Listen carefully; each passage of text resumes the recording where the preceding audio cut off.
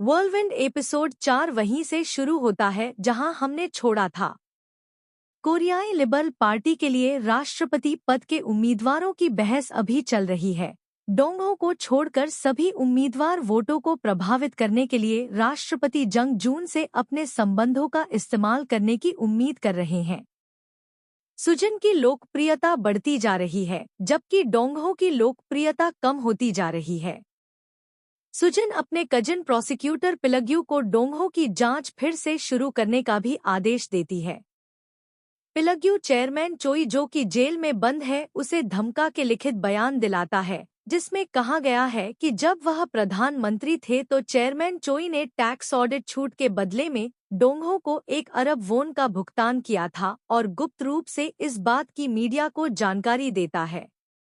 Media भी हाथ से लिखे बयान को हासिल करने में कामयाब हो जाता है। डोंगहो जंगसेओक को फोन करता है और मामले को सीआईओ के पास ले जाने के लिए स्वीकार करने के लिए कहता है। वर्तमान सीआईओ निदेशक ली जंगवोन चेयरमैन पार्क के समर्थक हैं और ऐसी संभावना है कि वे डोंगहो को फंसाने की योजना बना रहे हैं।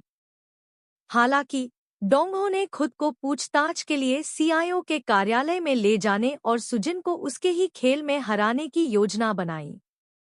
सीआईओ निदेशक जंगवोन डोंगहो से पूछताछ करता है, जबकि येओनसुक चेयरमैन पार्क को डोंगहो सुजिन से वोट जीतने और आखिरी समय में उन्हें चेयरमैन पार्क को सौंपने के लिए 3 भाग की रणनीति का उपयोग करने के लिए कहती है।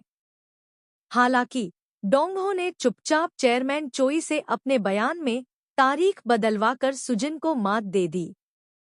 चेयरमैन चोई ने सुजिन को धोखा दिया और डोंगहो द्वारा दी गई तारीख पर मुकदमा कर दिया। विचाराधीन तारीख 12 नवंबर है और डोंगहो के पास सबूत है कि उसने सुजिन के साथ रात्रिभोज किया और देर तक काम किया।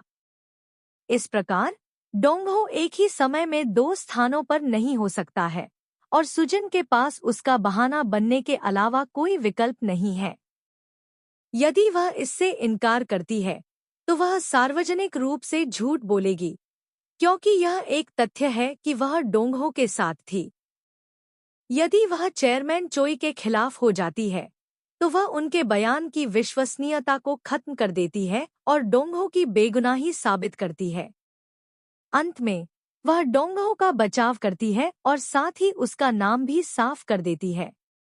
कोरियाई लिबरल पार्टी के लिए आखिरी बहस में सभी 3 उम्मीदवार सुजिन, चेयरमैन पार्क और डोंगहो वोटों के लिए प्रचार करते हैं। इस बीच सुजिन की जीत निश्चित है, क्योंकि राष्ट्रपति जंग जून के पूर्व समर्थक उनका पक्ष ले रहे हैं। दूसरी ओर चल रही वोटिंग को देखकर चेयरमैन पार्क हतोत्साहित है और यह स्पष्ट हो गया है कि वह हार रहे हैं। वह डोंगहो से मिलने जाता है, लेकिन डोंगहो उनके सौदे को बरकरार रखने से इनकार कर देता है, ताकि डोंगहो को पता चला कि चेयरमैन पार्क के कुछ गुप्त उद्देश्य थे जिन्हें उन्होंने छुपाया था। विकल्पों में से चेयरमैन पार्क तीसरी बार दौड़ से हट गए। जीतने के लिए डोंगहो ने विपक्षी दल सांगचेओन से हाथ मिलाया। अपने पिता के समुद्र में खो जाने और उत्तर कोरिया में समाप्त होने के बाद सांगचेओन का अतीत समस्याग्रस्त रहा है। कुछ साल बाद उन्हें मृत घोषित कर दिया गया, लेकिन डोंगहो ने प्रेस को लीक कर दिया कि सांगचेओन के पिता जीवित हैं और उत्तर कोरिया में फल फूल रहे हैं। डोंगहो अपने आकर्षण का उपयोग सांगचेओन को धमकाने और उसे अपने पक्ष में करने के लिए करता है। वह प्राइमरीज में डोंगहो का समर्थन करने के लिए विवेकपूर्वक चुनावी वोट एकत्र करने पर सहमत है, भले ही यह अवैध है। इस बीच प्राइमरी इलेक्टोरल के आखिरी दिन सुजिन ने खुद को राष्ट्रपति जंग जून की पत्नी के साथ जोड़ लिया और राष्ट्रपति जंग जून की कब्र पर एक पूर्ण प्रेस दौरे पर चली गईं।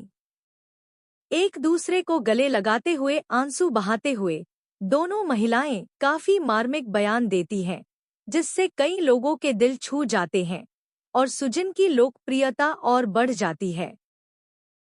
अगली सुबह सुजिन उच्च उत्साह में उठी। उसे विश्वास था कि वह जीतेगी। यहाँ तक कि मीडिया भी उन्हें संभावित विजेता मानता है और उनके समर्थक बड़ी संख्या में सामने आते हैं। हालांकि जब डोंगहो को विजेता घोषित किया गया तो उन सभी को जीवन का सबसे बड़ा झटका लगा। सुजिन इतनी स्तब्ध है कि उसने अपना स्वीकृति भाषण छोड़ दिया और ऐसा प्रतीत होता है कि वह अचेत हो गई है, क्योंकि डोंगहो अपनी जीत का जश्न मनाने के लिए उसके हाथों तक पहुंचता है। मुझे यकीन है कि उसने इस मोड़ को आते हुए नहीं देखा होगा। आपको अगर वीडियो पसंद आए तो लाइक, सब्सक्राइब, शेयर जरूर करें।